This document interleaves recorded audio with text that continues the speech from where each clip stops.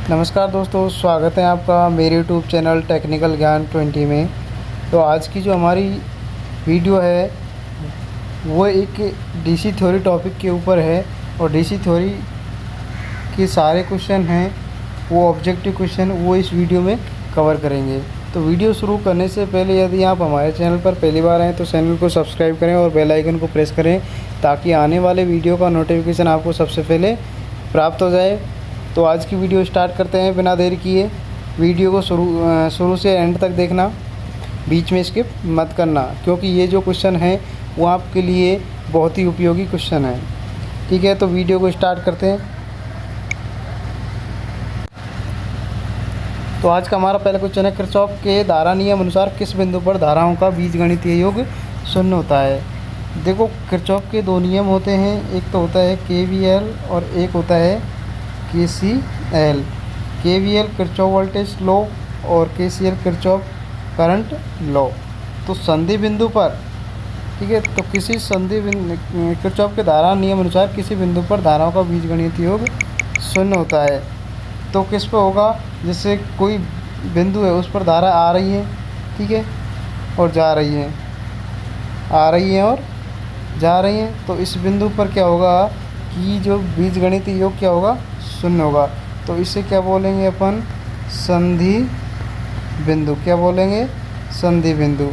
तो right answer क्या होगा इसका, संधि बिंदु पर। किस पर, संधि बिंदु पर। तो किरचॉफ के धारा नियम अनुसार किस बिंदु पर धाराओं का बीजगणितीय योग शून्य होता है, संधि बिंदु पर। नेक्स्ट क्वेश्चन पर चलते हैं। अगला क्वेश्चन है, किरचॉफ वोल्टेज नियम किससे संबंधित है। जो किरचॉफ का voltage KVL Kirchhoff voltage law किस पर संबंधित है, किससे संबंधित है। तो पहला ऑप्शन है ए संधि धारा, ऑप्शन बी बैटरी विद्युत वाहक बल, ऑप्शन सी है प्रतिरोध में होने वाले विभव पतन। अब देखो, आपको पता हो केवीएल वी वोल्टेज, तो वोल्टेज होता है अपन का विभव, पोटेंशियल विभव भी हो सकता है, पोटेंशियल डिफरेंस हो सकता है, ठीक है। तो इसमें आंसर होगा आपका डी। क्या होगा, डी बैटरी विद्युत वाहक बल और प्रतिरोध में होने वाले विभव पतन से संबंधित है। तो राइट आंसर क्या होगा इसमें, डी। नेक्स्ट क्वेश्चन पे चलते हैं। अगला क्वेश्चन है, एक आदर्श विभव स्रोत का आंतरिक प्रतिरोध होना चाहिए। एक आदर्श विभव स्रोत का आंतरिक प्रतिरोध होना चाहिए। तो आपका ऑप्शन है ए शून्य, ऑप्शन बी अनंत, ऑप्शन सी कुछ मेगा ओम, ऑप्शन डी होगा सभी। तो राइट आंसर क्या होगा इसमें, क्या होता है, राइट आंसर होगा ए।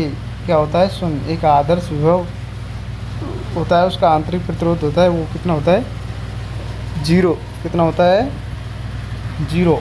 नेक्स्ट क्वेश्चन पे चलते हैं।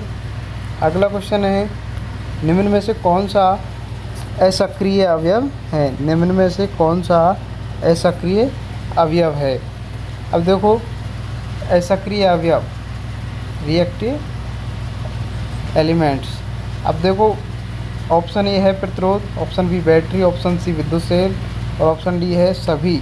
तो राइट आंसर क्या होगा, जो अक्रिय जो अवयव होते हैं वो तीन होते हैं, ठीक है। तो असक्रिय अवयव तत्व हैं वो है, क्या होगा, प्रतिरोध। क्या होगा, प्रतिरोध। राइट आंसर क्या होगा इसमें, ए होगा, ठीक है। नेक्स्ट क्वेश्चन पे चलते हैं। अगला क्वेश्चन है, निम्न में से कौन सा सक्रिय तत्व है। निम्न में से कौन सा सक्रिय तत्व है। तो निम्न में से कौन सा सक्रिय तत्व है। तो आपके पास ऑप्शन ए है बैटरी, ऑप्शन बी संधारित्र, ऑप्शन सी प्रतिरोध, ऑप्शन डी है क्या होगा, प्रेरक। क्या, ऑप्शन डी है प्रेरक। तो राइट आंसर क्या होगा इसमें, राइट आंसर होगा प्रतिरोध। क्या होगा, प्रतिरोध। राइट आंसर क्या होगा इसमें, प्रतिरोध, क्योंकि प्रतिरोध है वो क्या है, एक सक्रिय तत्व है। नेक्स्ट क्वेश्चन पे चलते हैं। अगला क्वेश्चन है, निम्न में से देवदेशीय युक्ति है। निम्न में से देवदेशीय युक्ति है। तो आपके पास ऑप्शन ए है diode, option B SCR, option C प्रतिरोध, ऑप्शन डी निम्न में से कोई नहीं। तो एक एससीआर एक देवदेशीय युक्ति है जो दो प्रकार से कार्य करती है। ठीक है, तो क्या होगा राइट आंसर इसमें? बी होगा, एससीआर एक द्विउद्देशीय युक्ति है। नेक्स्ट क्वेश्चन पे चलते हैं। अगला क्वेश्चन है, कार्य करने की दर क्या कहलाती है? कार्य करने की दर क्या कहलाती है? तो ऑप्शन ए है शक्ति, ऑप्शन बी ऊर्जा, ऑप्शन सी बलागुण और ऑप्शन डी होगा सभी। तो जो कार्य करने की दर है, दर आ जाता है तो वो क्या हो जाता है? शक्ति। क्या हो जाता है? शक्ति। राइट आंसर क्या होगा इसका? शक्ति। कार्य करने की दर क्या कहलाती है? शक्ति। नेक्स्ट क्वेश्चन पे चलते हैं। अगला क्वेश्चन है, एक एचपी में कितने वाट होते हैं?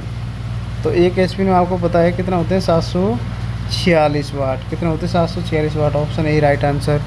नेक्स्ट क्वेश्चन पे चलते हैं।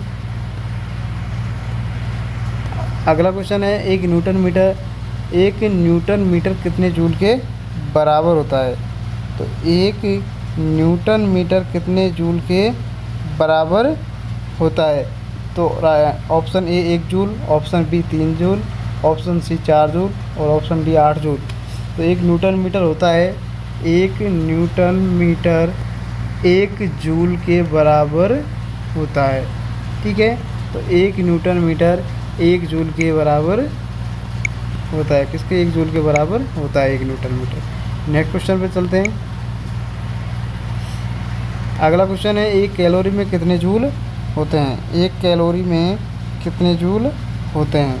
तो ऑप्शन ए है 41.8, option B 4.18, option C 41.80, option D 5.84। तो एक कैलोरी में कितने जूल होते हैं? तो राइट आंसर क्या होगा इसका? बी। क्या होगा? बी। एक कैलोरी में कितने जूल होते हैं? 4.18 जूल। ठीक है, नेक्स्ट क्वेश्चन पे चलते हैं।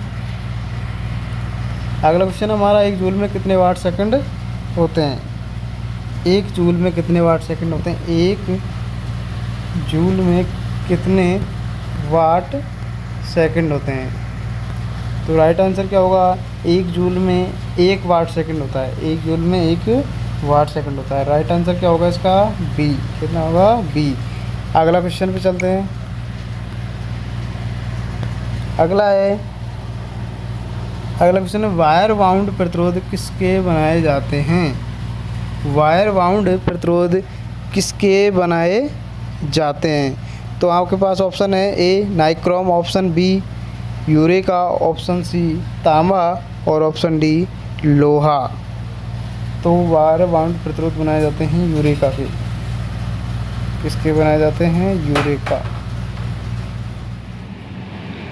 अगला क्वेश्चन है, किरचॉफ का प्रथम नियम किस नाम से जाना जाता है? तो ऑप्शन ए है आपके पास धारा नियम, ऑप्शन बी वोल्टेज नियम, ऑप्शन सी शक्ति नियम और ऑप्शन डी इनमें से कोई नहीं। तो किरचॉफ का जो प्रथम नियम है वो जाना जाता है। अब देखो, किरचॉफ के 2 नियम होते हैं। तो पहला जो नियम होता है वो होता है KCL और दूसरा जो नियम होता है वो होता है KVL। तो KCL किरचॉफ धारा नियम होता है, तो प्रथम नाम से किसको जाना जाता है? धारा नियम। किसको? धारा नियम को। अगले क्वेश्चन पे चलते हैं। अगला क्वेश्चन है हमारा, किरचॉफ के द्वितीय नियम किस नाम से जाना जाएगा? तो किरचॉफ का द्वितीय नियम कौन सा होता है? KVL। तो किस नाम से जाना जाएगा? वोल्टेज के नाम से। किस नाम से? वोल्टेज नियम के नाम से।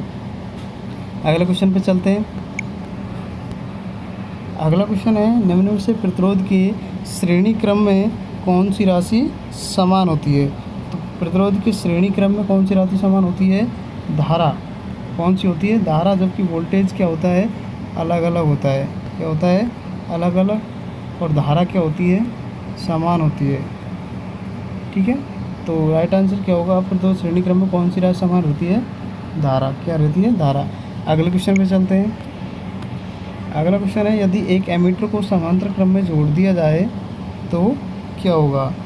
कि एक एमीटर को समांतर क्रम में जोड़ दिया जाए तो ऑप्शन ए है वह रीडिंग अधिक देगा, ऑप्शन बी वह रीडिंग कम देगा, ऑप्शन सी एमीटर जल जाएगा, ऑप्शन डी कोई प्रभाव नहीं पड़ेगा।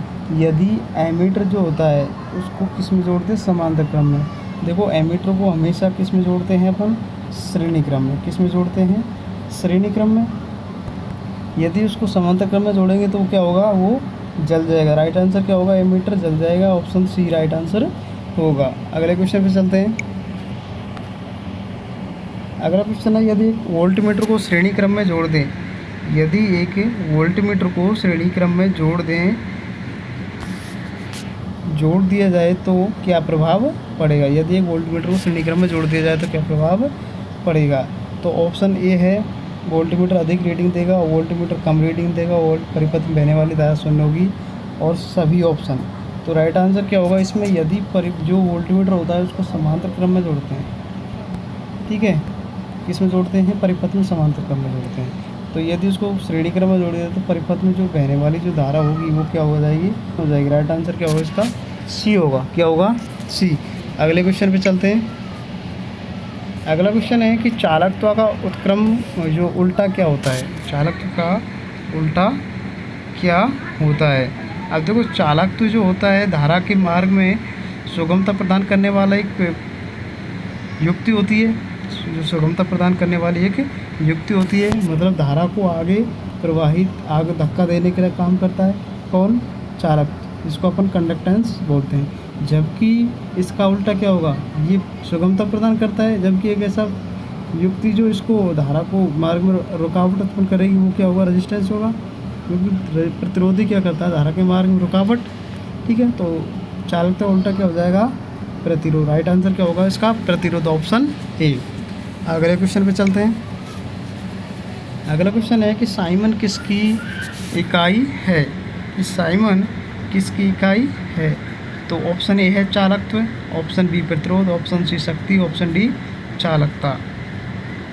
तो साइमन जो है वो किसकी इकाई है। अब देखो, प्रतिरोध की इकाई ओम होती है, शक्ति की वाट, चालकता की इकाई क्या होती है, ठीक है। अब देखो, इसमें साइमन किसकी इकाई है, ठीक है, चालकता की कोई इकाई नहीं होती है। तो उसके बाद साइमन होती है। अब देखो, साइमन किसकी इकाई होती है, तो जो अपने का चालकत्व है, कंडक्टेंस है, जी बराबर क्या होता है, 1/r। तो r, यदि r की जो इकाई होती है ओम, इसको ऊपर ले जाएंगे तो क्या हो जाएगा, मोहो या साइमन, ठीक है, मोहो या साइमन। तो साइमन किसकी इकाई होगी, चालकत्व की। किसकी इकाई होगी, चालकत्व की। राइट आंसर क्या होगा, ए। अगले क्वेश्चन पे चलते हैं। अगला क्वेश्चन है, किसी भी डीसी परिपथ में वोल्टेज तथा धारा का अनुपात रहता है। वोल्टेज तथा धारा का अनुपात क्या रहता है। ऑप्शन ए अधिक, ऑप्शन बी स्थिर, ऑप्शन सी बहुत कम, ऑप्शन डी परिवर्तित।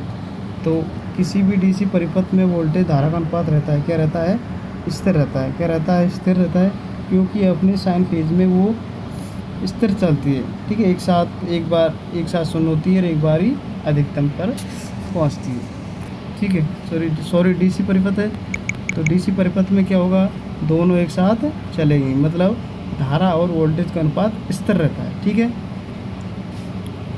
तो आज के जो क्वेश्चन हैं वो 20 क्वेश्चन हमने इस वीडियो में कवर किए हैं। तो जो भी बच्चे क्वेश्चन हैं वो अब नेक्स्ट वीडियो में कवर करेंगे, और जो नेक्स्ट वीडियो की जो क्लास होगी वो हमारी ऑनलाइन क्लास होगी, ठीक है। तो उसके बारे में आपको बता दिया जाएगा कब हमारी ऑनलाइन क्लास होगी। तो आज की वीडियो में इतना ही। जय हिंद, जय भारत।